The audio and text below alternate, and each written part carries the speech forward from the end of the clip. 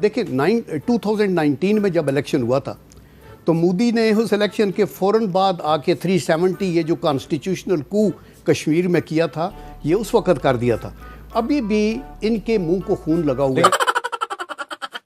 जिसके हाथ में कभी बम गोला था उसके हाथ में आज भीख का कटोरा है। मोदी की मजबूत सरकार देखिए, डोजियर बोजियर में टाइम खराब नहीं करते, आतंकियों को घर में घुसकर मारते हैं।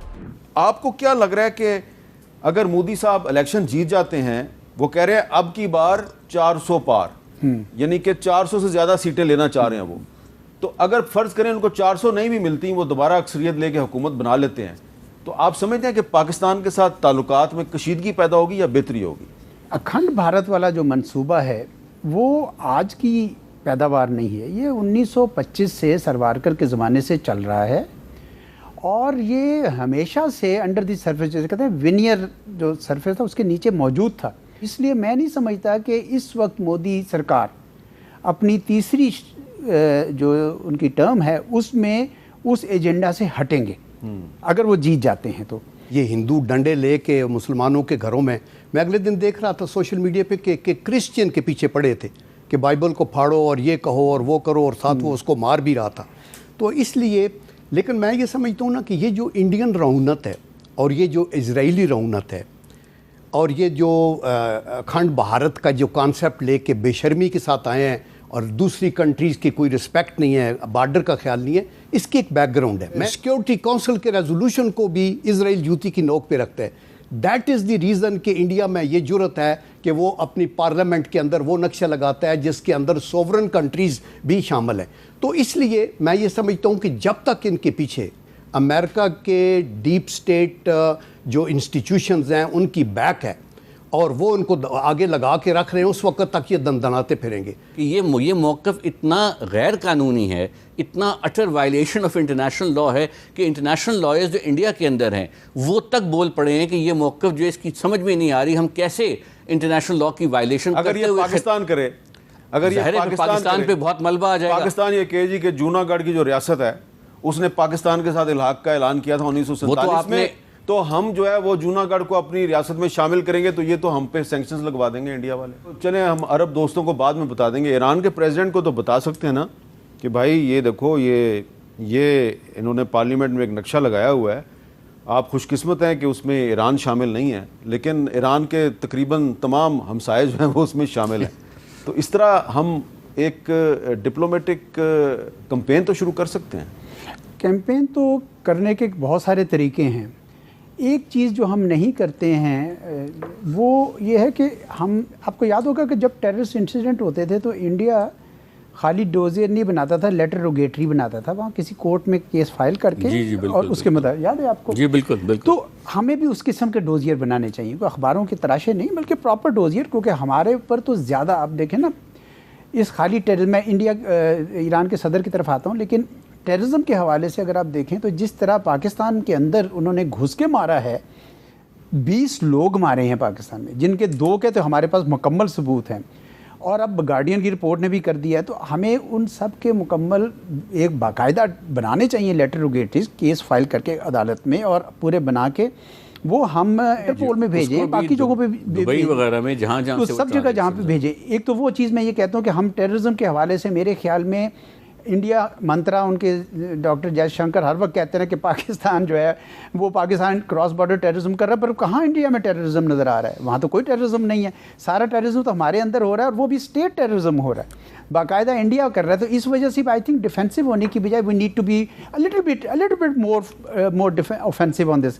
और ईरान के साथ ये भी खुलकर बात करनी चाहिए कि भाई हिंदुस्तान की अज़ाइम ठीक नहीं है, ये सिर्फ अखंड भारत ही नहीं है, ये आपके बॉर्डर पे आके बैठना चाहते हैं और ये तो आपकी अपनी पोर्ट यूज़ करना चाह रहे हैं चाहे बाहर for doing whatever they are doing. So आप हमारे साथ ये मामला एक सिक्योरिटी मैकेनिज्म बने, इस बॉर्डर का मामला सही हो जाए तो ईरान के साथ हमारा कोई तनाज़ा नहीं। अच्छा, इसके 2019 में जब इलेक्शन हुआ था तो मोदी ने उस इलेक्शन के फ़ौरन बाद आके 370 ये जो कॉन्स्टिट्यूशनल कू कश्मीर में किया था ये उस वक़्त कर दिया था। अभी भी इनके मुंह को खून लगा हुआ है। लेकिन आपको याद है ना कि 2019 के इलेक्शन से पहले पाकिस्तान में कुछ हमारे दोस्त थे, उनको बड़ी उम्मीद थी कि जी मोदी साहब अगर जीत गए इलेक्शन तो बड़ा ब्रेक थ्रू हो जाएगा जी, पाकिस्तान इंडिया के तलकाट बैटरी ठीक हो जाएंगे। तो ये हमारा जो है ना, ये बड़ी नाइव सोच है। मुझे तो ज़रा बराबर भी शक नहीं कि आपको इंडिया कभी भी एक मजबूत पाकिस्तान को अपने विंग्स में बर्दाश्त नहीं करना चाहता। यस, भूटानाइजेशन आपकी हो सकती है, सबसर्विएंट पाकिस्तान एक्सेप्टेबल है। उन्होंने तो जब न्यूक्लियर अपनी कैपेबिलिटी ली तो दे वर नॉट थिंकिंग कि पाकिस्तान भी कर लेगा।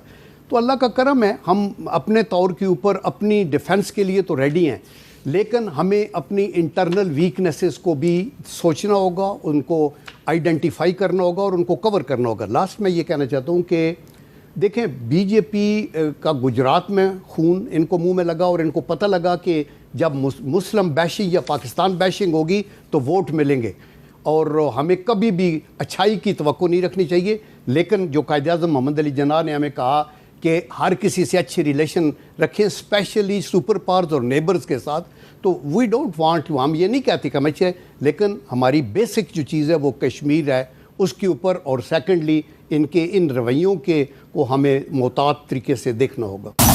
हेलो, नमस्कार एंड जय हिंद दोस्तों, स्वागत है आपका मिस्टर भारत में।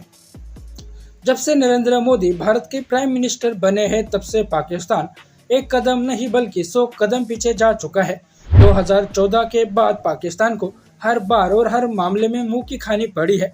इसलिए पाकिस्तान नहीं चाहता कि नरेंद्र मोदी तीसरी बार भी इंडिया के प्राइम मिनिस्टर बने। इस लोकसभा चुनाव में नरेंद्र मोदी ने 400 पार का नारा दिया है। साथ ही पीएम नरेंद्र मोदी ने कांग्रेस और पाकिस्तान पर भी हमला बोलते हुए कहा, जितने साल हमारे देश में कांग्रेस की सरकार रही उस समय तक पाकिस्तान का बड़ा हवा था, लेकिन अब पाकिस्तान के आतंक का टायर पंक्चर हो चुका है।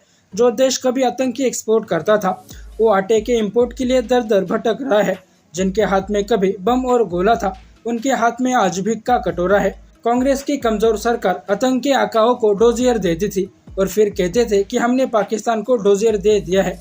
लेकिन मोदी की मजबूत सरकार देखिए, डोजियर पर अपना टाइम खराब नहीं करती, और मोदी की मजबूत सरकार आतंकवादियों को घर में घुसकर मारती है।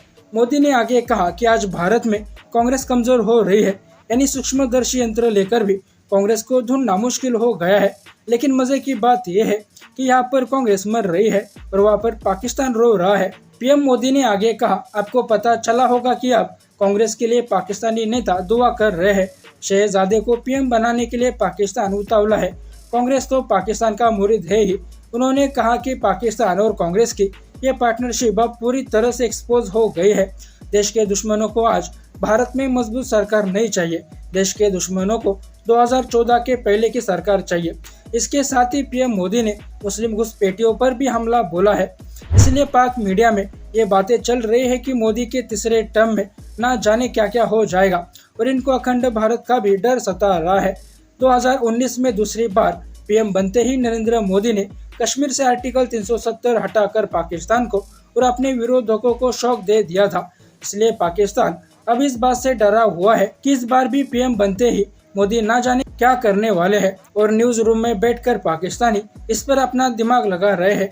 अखंड भारत बना भी तो भी बिना पाकिस्तान के ही बनना चाहिए, नहीं तो कटोरा छाप अखंड भारत का भी बेड़ा गर्क कर देंगे। अखंड भारत बनने से पाकिस्तान को तो खुश होना चाहिए, क्योंकि इनकी सारी परेशानी एक ही झटके में खत्म हो जाएगी। इनको आटा रोटी मिलेगी। भिखमंगों को और क्या चाहिए होता है, लेकिन हवाबाजी करने में पाकिस्तान की पुरानी आदत है। आज पूरा पाकिस्तान चीन और IMF का कर्जदार है, लेकिन अकड़ ऐसी कि इनसे बड़ा सुपर पावर देश दुनिया में दूसरा कोई नहीं है। बाकी दोस्तों, आपका इस वीडियो के बारे में क्या कहना है नीचे कमेंट बॉक्स में बताइए। वैसे ही वीडियोस के लिए मिस्टर भारत को भी सब्सक्राइब करें। मैं मिलता हूं आपसे अगले वीडियो में, तब तक के लिए जय हिंद, जय भारत।